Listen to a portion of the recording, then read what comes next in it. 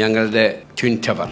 ഇത് സമ്പാദ്യത്തിനുള്ള മാർഗമല്ല, പക്ഷേ ഇത് കുറേ ആളുകൾക്ക് 10-30,000 നമ്മുടെ അടുത്ത തലമുറയ്ക്ക് ജോലി കിട്ടാൻ വേണ്ടിയിട്ടാണ്. ബാംഗ്ലൂരിൽ ലക്ഷക്കണക്കിന് ആൾക്കാർ ജോലി ചെയ്യുന്നുണ്ട്, മലയാളികൾ. അവരൊക്കെ ഇവിടെ വന്ന് ജോലി ചെയ്യണം. അപ്പോൾ ഇത് തുടങ്ങിയപ്പോൾ എന്നോട് പറഞ്ഞു ഇതിങ്ങനെ നടക്കുമോ എന്ന്. കാരണം 115 ഉറുപ്പിക പെർ സ്ക്വയർ ഫീറ്റിനാണ് ബാംഗ്ലൂർ.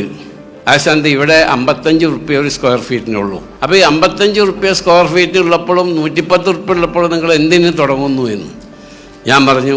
ഇവിടെയുള്ള എത്രയോ ലക്ഷമെന്ന് എനിക്കറിയില്ല, ലക്ഷക്കണക്കിന് മലയാളി എൻ്റെ സഹോദരി സഹോദരന്മാർ, നമ്മളെ കുട്ടികൾ, യുവതി യുവാക്കൾ, അവർ ബാംഗ്ലൂരാണ് പോയിക്കൊണ്ടിരിക്കുന്നത്.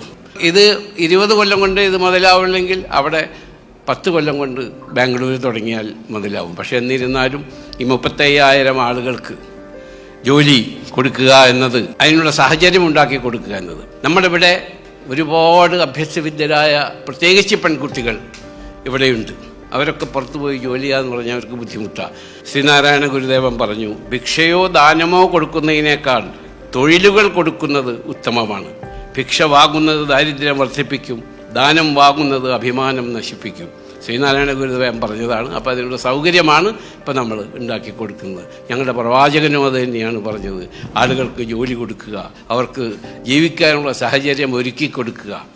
അതിൽ എല്ലാവരെയും ഞാനും അതിനൊരു ഭാഗവാക്കാണ്. ദൈവം നമ്മളെല്ലാവരെയും അനുഗ്രഹിക്കട്ടെ, ആരോഗ്യത്തോടു കൂടി ആയുസ്സും പ്രദാനം ചെയ്യട്ടെ എന്ന് പ്രാർത്ഥിച്ചുകൊണ്ട്